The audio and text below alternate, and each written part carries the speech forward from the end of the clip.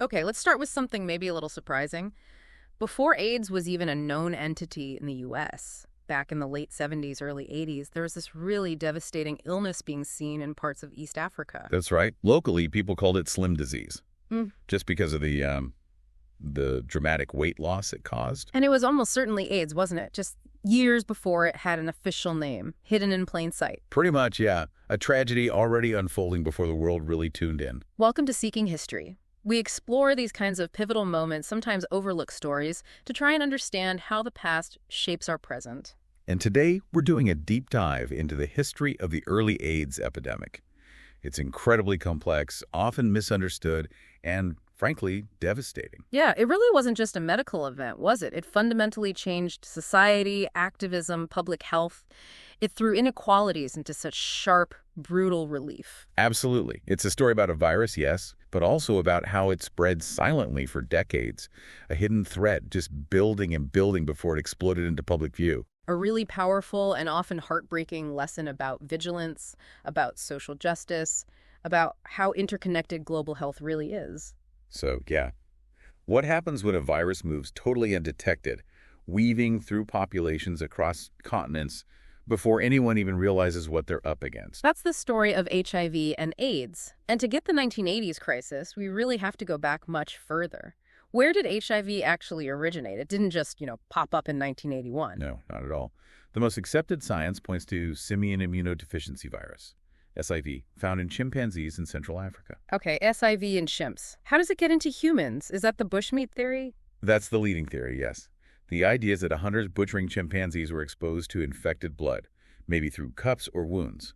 That allowed the virus to cross the species barrier. And probably not just a one-off event. Likely happened multiple times, but genetic analysis, looking at the virus's family tree, suggests the main pandemic strain, HIV-1 group M, originated from a single successful jump, or series of closely related jumps, in the early 20th century. We're talking maybe around the 1920s. The 1920s? Wow. And can science pinpoint where? It's actually remarkably specific. Genetic studies point quite strongly to Leopoldville, what's now Kinshasa, in the Democratic Republic of Congo, then the Belgian Congo. So this major colonial city seems to be the cradle of the pandemic strain. Yes, what the genetic trails suggest, yeah. The likely epicenter. And we actually have proof it was circulating way before the 80s, right? Through testing old samples. Absolutely incredible work. There's a confirmed HIV-positive blood sample from Kinshasa from 1959, and a lymph node tissue sample also from Kinshasa from 1960. So concrete proof, not just theory. People were infected decades earlier. Decades. Actively infected, spreading, likely causing illness and death, all completely under the radar of global health. We even know of cases identified much, much later, like Robert Rayford, Who was he? a teenager in St. Louis, Missouri, who died in 1969 from a really complex, baffling illness with symptoms like Kaposi's sarcoma. Years later, testing of preserved tissues confirmed he had HIV, likely contracted sometime in the 1960s. It's just incredible. So, okay, the virus gets a foothold in humans in Central Africa early in the 20th century. How does it go from being maybe localized to becoming a global threat? What changed? Well, several factors in that region during the early to mid-20th century likely helped it spread beyond just isolated cases. Think about rapid urbanization. Colonial cities like Kinshasa grew incredibly fast, bringing large numbers of people together in dense environments. More interaction, more chance for any infectious disease to spread. Exactly. Plus, increased travel. New railways were built, river transport became more common, connecting previously more isolated areas. People were moving around more. I've also read about medical campaigns possibly playing a role. Is that controversial? It's debated, but it's a plausible factor. Some researchers suggest that large-scale public health campaigns, maybe for treating diseases like sleeping sickness or yaws, sometimes use needles that weren't properly sterilized between patients. Oh, wow. So Inadvertently amplifying transmission within populations where the virus was already present at a low level.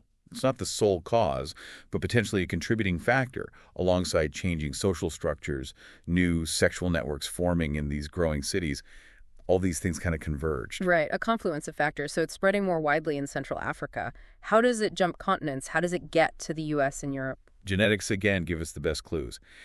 It looks like HIV-1 subtype B. That's the strain that really hit the U.S. and Western Europe, hard traveled from Central Africa to Haiti, probably sometime in the mid to late 1960s. Haiti. How? One strong hypothesis involves Haitian professionals who were working in the Congo around the time of its independence in the early 60s. When they returned home, some may have unknowingly carried the virus with them. Okay, so Haiti becomes a stepping stone, then to the United States. The genetic evidence points towards, again, likely a single introduction event from Haiti into the U.S., probably New York City first. When would that have been? Around 1970, maybe 1971. From New York, it seems to have then spread to other cities, like San Francisco, which became sort of secondary hubs. So for the entire decade of the 1970s, HIV was circulating silently in the U.S. Why? Why did nobody see it? This is crucial. It really is key. The number one reason is the virus's long latency period. HIV can be in someone's body for years, often 8 to 10 years, sometimes even longer, before it damages the immune system enough to cause serious AIDS symptoms. So people felt fine, looked fine. Exactly. They were infected, they could transmit the virus, but they appeared perfectly healthy. That's terrifyingly effective for a virus spreading undetected. Absolutely terrifying. No way to know. Precisely. And even if someone did have early symptoms, they were really easy to miss. There's something called acute retroviral syndrome, ARS. It often happens a few weeks after infection. What does that look like? Feels like a bad flu or mono. Fever, fatigue, sore throat, swollen glands. Really non-specific symptoms. Things you just brush off. Oh, I caught a bug. Exactly. Especially back in the 70s. And critically, there was no test. The virus hadn't been discovered. So doctors had absolutely no tool to look for it. So individual doctors might have seen strange cases, but couldn't connect the dots. That's right.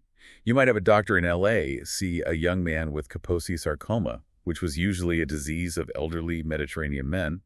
Another doctor in New York sees a young patient with PCP pneumonia, normally found in severely immunocompromised people. But they're isolated cases, geographically scattered? Scattered, seen by different doctors, maybe different specialists. No one recognized it as a single new underlying syndrome caused by an unknown agent. Robert Rafer's case back in '69 is that tragic early example of a case seen, but just not understood. And this hidden spread in the 70s is where that really damaging patient zero myth came from, isn't it? Yes, it's so important to correct that. Gaydon Dugas, a Canadian flight attendant, was unfairly blamed in the media for bringing AIDS to North America. It stemmed from a misunderstanding in an early CDC study. He was designated Patient O in their notes, meaning out of California case, because his cluster linked cases outside the state. Someone misread the O as a zero. So he wasn't the first case at all? Absolutely not. Genetic analysis of stored blood samples from the 70s proves HIV was already circulating in the U.S., especially New York, before he was even infected. He was part of an early cluster that helped epidemiologists understand transmission networks, but he was in no way the source. That narrative caused immense harm. Incredible harm, turning a real person into a scapegoat for a virus that was already spreading because of its biology and the lack of awareness. And the context of where it was spreading is important too, right, in those urban centers? Yes, the epidemiological context is vital. Once introduced, the virus found very efficient pathways within certain dense, interconnected social and sexual networks in cities like New York and San Francisco. Networks often involving marginalized communities, like gay men. And it's crucial to state this isn't about blame.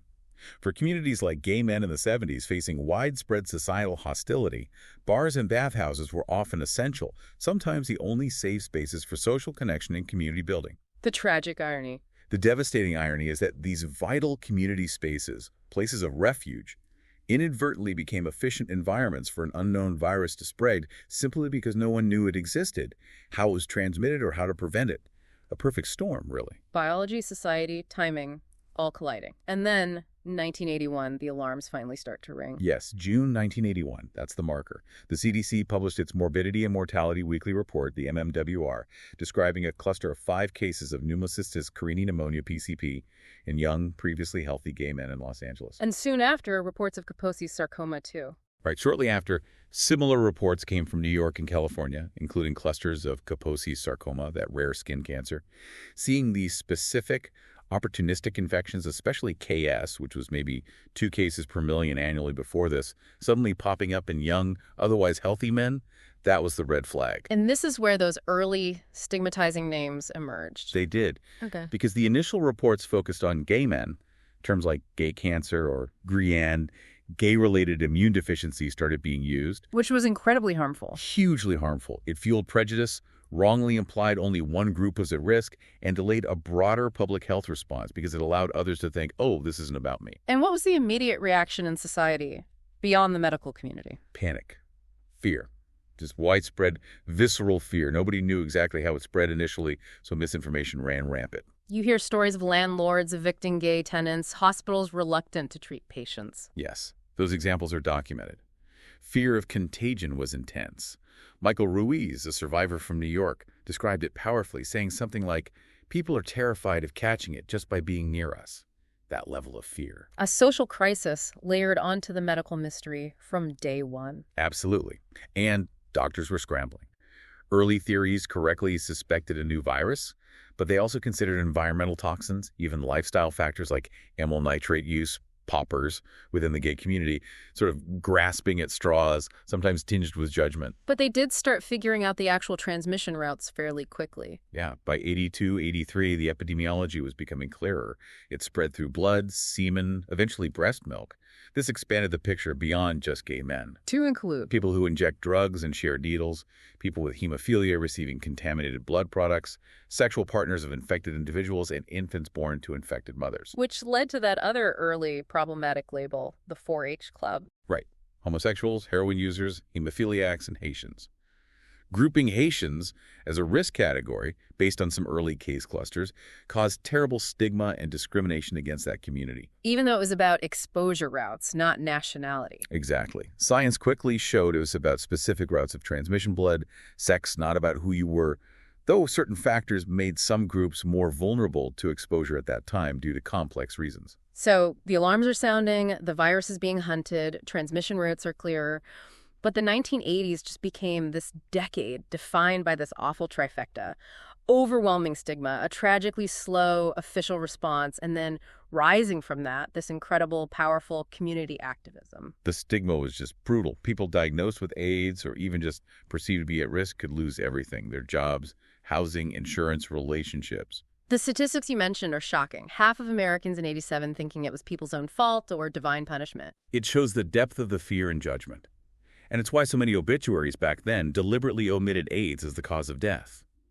Families feared the backlash, the shame, even in grief. Just heartbreaking, and this was happening alongside what many saw as government inaction, particularly in the U.S. Yes, the criticism of the Reagan administration's response is a major part of this history.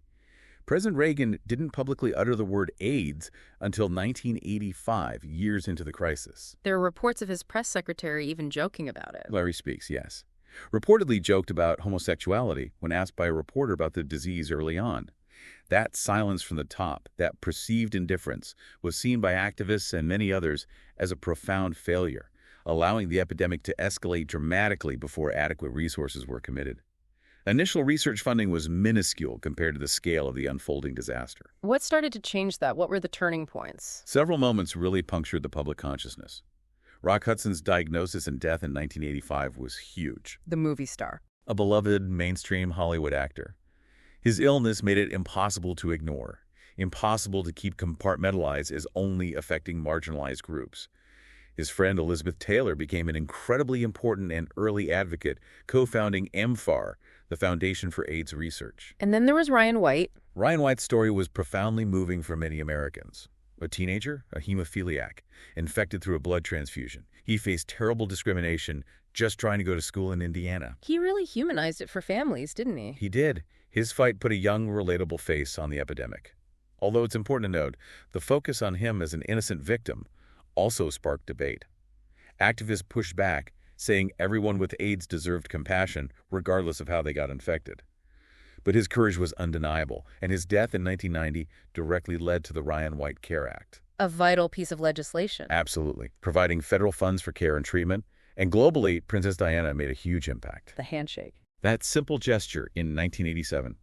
Visiting a London hospital, shaking hands with an AIDS patient, deliberately without gloves, when fear of casual contact was still so high. It was broadcast worldwide and did immense good in challenging myths and stigma. But alongside these public figures, the real engine of change was grassroots activism, wasn't it? Absolutely essential. When government was slow, the communities most affected organized themselves. Groups like Gay Men's Health Crisis, GMHC, founded in New York in '82, were pioneers. What did they do? They set up the first AIDS hotline, ran a buddy program pairing volunteers with sick people for practical and emotional support, published newsletters with the latest info, developed safer sex guidelines when information was scarce, organized the first AIDS walk. Just incredible community self-help and advocacy. And then ACTUP came along with a different energy. ACTUP, the AIDS Coalition to Unleash Power, founded in '87. They brought direct action, civil disobedience. Their slogan, Silence Death, captured the urgency perfectly. They really targeted institutions, right? Well, yeah. They famously staged die-ins and protests at the FDA, the NIH, Wall Street pharmaceutical companies, demanding faster drug approvals, lower prices, inclusion of affected people in research design.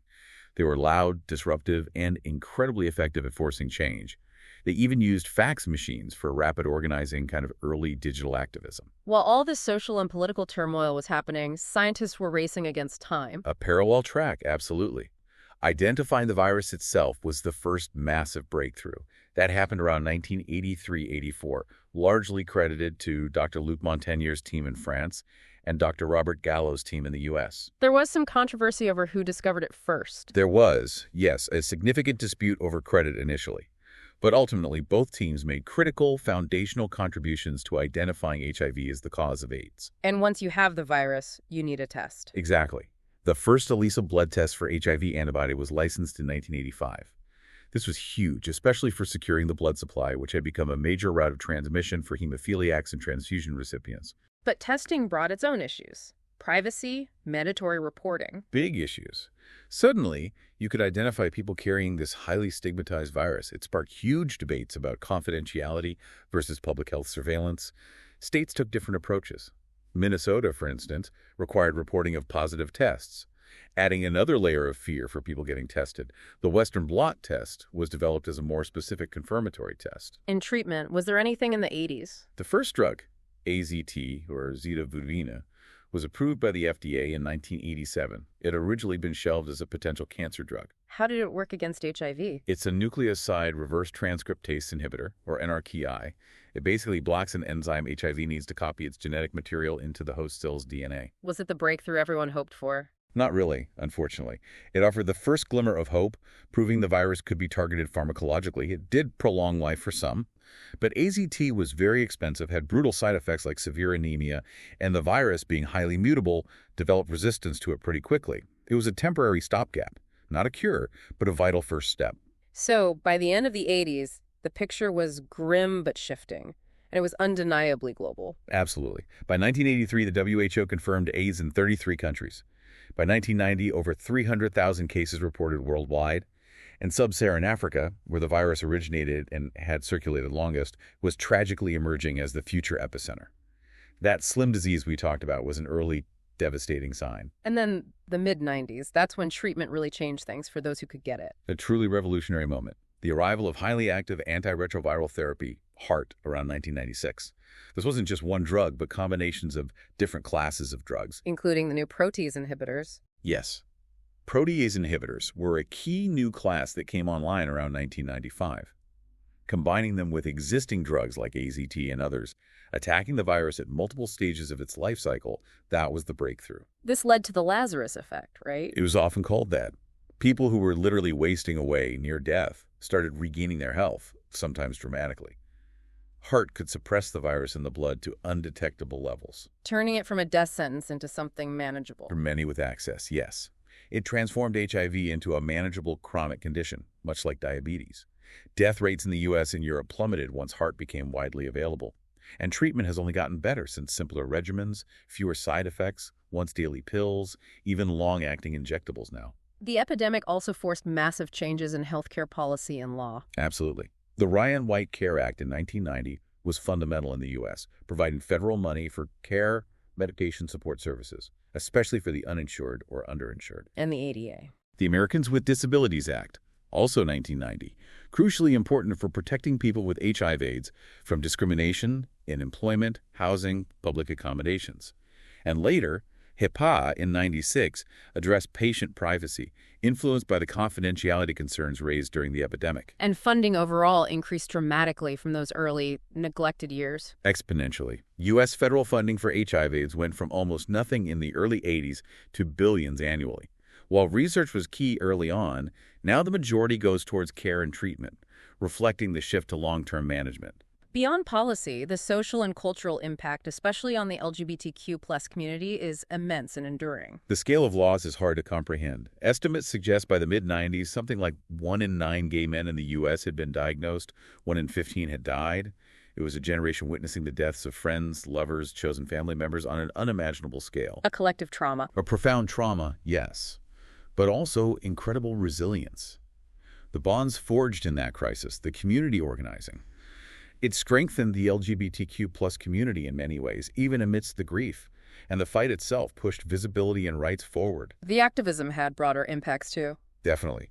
The fight for AIDS treatment and rights intersected with fights against racism, poverty, lack of healthcare access, highlighting how these inequalities made the epidemic worse for certain communities. It forced conversations about sex, death, discrimination, government responsibility. And culturally, it left such a mark. Absolutely. Think of the AIDS memorial quilt, each panel representing a life lost, growing to cover acres.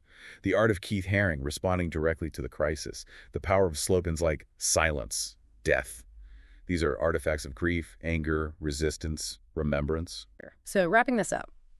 The history of AIDS is this incredibly complex narrative, a virus hidden for decades, amplified by social forces, exploding into crisis, met with fear and neglect. But ultimately sparking ferocious activism, brilliant science, and profound social change. And it matters today because it's a stark lesson in how public health and social justice are intertwined, how stigma kills, how communities fighting for their lives can force the world to change. It shows the cost of ignoring marginalized voices.